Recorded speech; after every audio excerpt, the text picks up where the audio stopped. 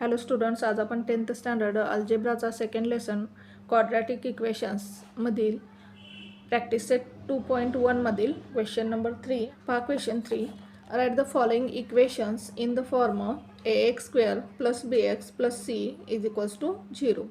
Then write the values of a, b, c for each equation.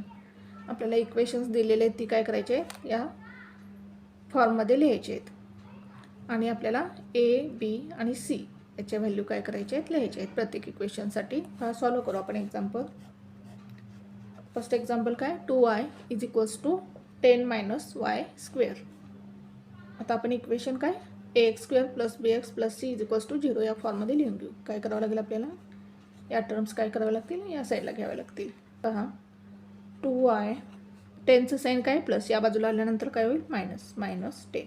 आता हे y² sine काय आहे minus, या बाजूला आल्यानंतर प्लस होईल, +y² इज इक्वल्स टू 0. आता या फॉर्मनुसार आपल्याला इक्वेशन लिहिण्यासाठी प्रथम x² म्हणजेच येथे y² ची टर्म प्रथम लिहावी लागेल, y². त्यानंतर 2y + 2y आणि त्यानंतर constant term -10 is equals to 0. आता आपल्याला काय करायचे आहेत, a, b आणि cच्या व्हॅल्यू लिहायच्या आहेत. मग आपण काय करू, हे इक्वेशन कंपेअर करू. Comparing with ax² + bx + c is equals to 0. या स्टँडर्ड फॉर्मशी आपण काय करू, हे इक्वेशन कंपेअर करू. मग a ची व्हॅल्यू काय येईल पहा, a इज इक्वल्स टू 1 आहे, म्हणजेच a ची व्हॅल्यू काय येईल 1. आता b म्हणजेच काय, x या व्हेरिएबलचा कोएफिशियंट, येथे काय येईल y व्हेरिएबलचा कोएफिशियंट किती आहे 2, म्हणजेच b ची व्हॅल्यू 2 येईल. आणि c म्हणजेच कॉन्स्टंट टर्म, कॉन्स्टंट टर्म काय -10, म्हणजे c ची व्हॅल्यू काय येईल -10. आन्सर लिहू आपण, द रिक्वायर्ड इक्वेशन इज, कुठलं येईल, y² + 2y -10 is equals to 0. आणि a is equals to 1, b is equals to 2 आणि c इज इक्वल्स टू -10. हे काही आपलं आन्सर येईल. सेकंड एक्झाम्पल पाहू आपण. सेकंड एक्झाम्पल पहा, x - 1 whole bracket square is equals to 2x + 3. x - 1 bracket square काय, फर्स्ट टर्मचा square, x² - 2 into first term into second term, म्हणजेच काय -2x आणि सेकंड टर्मचा स्क्वेअर काय, -1चा square +1 is equals to 2x + 3. याचा स्क्वेअर आपण कसा केला पहा, a + b whole bracket square काय असतो, a² + 2ab + b², a - bचा square is equals to a - bचा square, a - b whole bracket square is equals to a² - 2ab + b² असतो. त्याचप्रमाणे आपण काय केलं, x - 1 होल ब्रॅकेटचा स्क्वेअर केला, काय फर्स्ट टर्मचा square, x² - 2 into first term into second term, म्हणजेच काय -2x आणि सेकंड टर्मचा स्क्वेअर काय -1चा square +1 is equals to 2x + 3. आता या दोन्ही टर्म्स काय करू आपण, या साईडला घेऊ, x² - 2x. आता हे 2x आपण या साईडला घेऊ, याचं साईन काय प्लस, या बाजूला आल्यानंतर मायनस होईल, -2x. हे +1 आहे तसंच राहील. आता हे 3 या साईडला घेऊ, याचं साईन काय प्लस आहे, या बाजूला आल्यानंतर मायनस होईल, -3 is equals to 0. x² - 2x काय -4x +1 - 3 काय येईल -2 इज इक्वल्स टू 0. आता आपण हे इक्वेशन काय करू, comparing with ax² + bx + c is equals to 0. आता हे इक्वेशन आपण ax² + bx + c is equals to 0 या इक्वेशनशी कंपेअर करू. आता a ची व्हॅल्यू काय येईल पहा, x² कोएफिशियंट किती आहे 1, म्हणजेच a ची व्हॅल्यू काय येईल 1. b ची व्हॅल्यू काय येईल पहा, x चा कोएफिशियंट किती आहे -4 आणि c ची व्हॅल्यू काय येईल, कॉन्स्टंट टर्म काय आहे -2, म्हणजे c ची व्हॅल्यू येईल -2. म्हणजेच आन्सर काय येईल पहा. The required equation is x square minus 4x minus 2 is equals to 0. A is equals to 1, B is equals to -4, C is equals to -2. हे काय येईल आपलं आन्सर येईल. थर्ड एक्झाम्पल पहा. प्रथम आपण इक्वेशन सॉल्व करून घेऊ. X square plus 5x is equals to, ब्रॅकेटच्या बाहेर मायनस साईन आहे, म्हणजेच आता काय होतील, ब्रॅकेटमधील ज्या टर्म्स आहेत त्यांचे साईन काय होतील, चेंज होतील. 3चं प्लस आहे ते काय होईल, मायनस होईल, -3. एक्सचं मायनस आहे ते काय होईल, मायनस मायनस प्लस होईल, प्लस एक्स. या दोन्ही टर्म्स आपण या साईडला घेऊ. एक्स स्क्वेअर, आता इथे एक्सचं साईन प्लस आहे, या बाजूला आल्यानंतर मायनस होईल, -x प्लस 5x. आता हे 3चं साईन मायनस आहे, या बाजूला आल्यानंतर प्लस होईल, +3 is equals to 0. X square minus x plus 5x काय होईल पहा, +4x plus 3 is equals to 0. Comparing with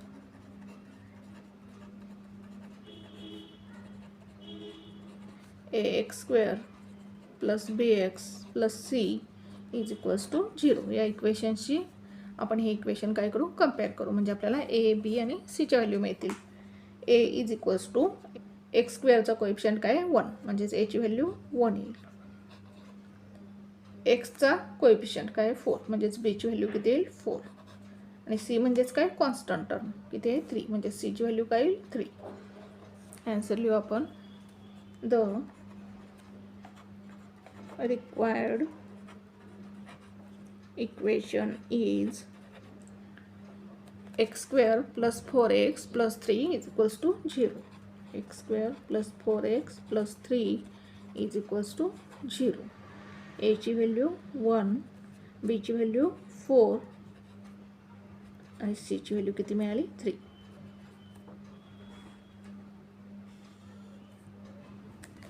equation प्रथम आपण जनरल फॉर्ममध्ये अरेंज करून घेऊ. आता या टर्म काय करावं लागतील, आपल्याला लेफ्ट साईडला घ्याव्या लागतील.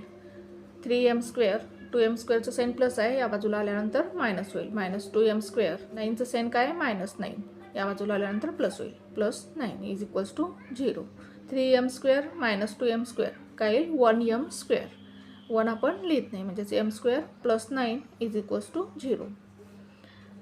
आता यामध्ये mची टर्म दिलेली नाही, आपण काय करू, mचा कोएफिशियंट 0 कन्सिडर करू आणि लिहून घेऊ. m square plus 0m plus 9 is equals to 0. Comparing with ax square plus bx plus c is equals to 0. आता हे इक्वेशन आपण काय करू, जनरल फॉर्मशी कंपेअर करू. a ची व्हॅल्यू काय येईल पहा, एक्स स्क्वेअरचा कोएफिशियंट म्हणजेच m स्क्वेअरचा कोएफिशियंट 1 आहे, म्हणजेच a ची व्हॅल्यू 1 येईल. mचा कोएफिशियंट 0 आहे, म्हणजेच b ची व्हॅल्यू काय येईल, 0. कॉन्स्टंट टर्म 9 आहे, म्हणजे c ची व्हॅल्यू काय येईल, 9 येईल. आन्सर लिहू आपण. द रिक्वायर्ड इक्वेशन इज काय पहा, m square plus 0m plus 9 is equals to 0.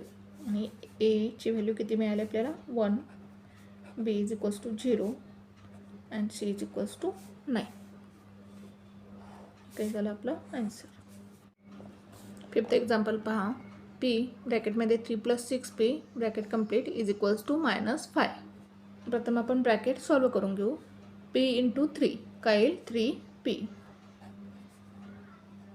Plus p × 6p किती येईल पहा, 6p square is equals to -5.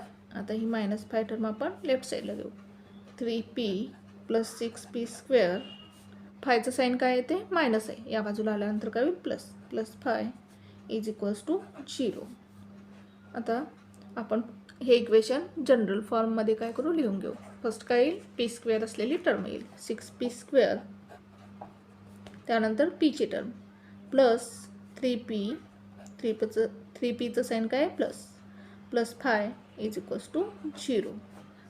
आता हे इक्वेशन आपण जनरल फॉर्मशी कंपेअर करू. Comparing with ax square plus bx plus c is equals to 0. A is equals to P स्क्वेअरचा coefficient काय 6 म्हणजेच एची व्हॅल्यू 6 येईल. पीचा कोएफिशियंट काय 3 म्हणजेच बीची व्हॅल्यू काय येईल 3. कॉन्स्टंट टर्म काय 5 म्हणजे सीची व्हॅल्यू किती येईल 5. आन्सर लिहू आपण. द रिक्वायर्ड इक्वेशन इज काय मिळालं पहा. Required equation 6p² plus 3p plus 5 is equals to 0 हे आपल्याला रिक्वायर्ड इक्वेशन मिळालं. A is equals to 6, B is equals to 3 and C is equals to 5. हे झालं आपलं आन्सर. 6 नंबरचं एक्झाम्पल पहा. x² - 9 is equals to 13. आता हे 13 काय करू आपण या साईडला घेऊ. x² - 9 13चं साइन प्लस आहे, या बाजूला आल्यानंतर मायनस होईल. -13 इज इक्वल्स टू 0. x² - 9 - 13 किती येईल पहा. 13 + 9 22 -22 येईल इज इक्वल्स टू 0. आता याच्यामध्ये एक्सची टर्म दिलेली नाही. x² प्लस आता एक्सची टर्म लिहिण्यासाठी आपण एक्सचा कोएफिशियंट 0 कन्सिडर करू. 0x plus 0x -22 is equals to 0. आता हे इक्वेशन आपण जनरल फॉर्मशी कंपेअर करू. Comparing with ax² plus bx plus c is equals to 0. एची व्हॅल्यू काय मिळेल पहा. x² कोएफिशियंट काय 1 म्हणजेच एची व्हॅल्यू 1 येईल. एक्सचा कोएफिशियंट काय 0 म्हणजेच बीची व्हॅल्यू काय 0. कॉन्स्टंट टर्म किती आहे -22 म्हणजे सीची व्हॅल्यू काय -22.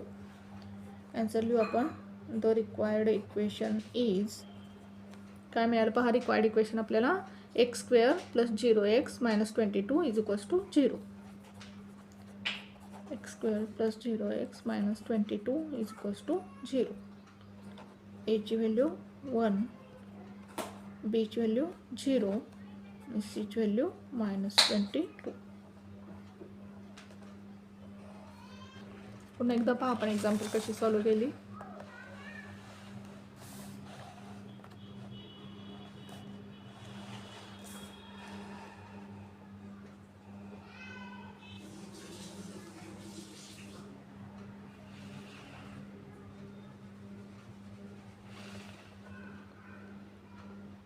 Thank you for watching this video. जर तुम्हाला व्हिडिओ आवडला असेल तर व्हिडिओला लाईक करा, कमेंट करा, शेअर करा आणि चॅनलला सबस्क्राईब करा.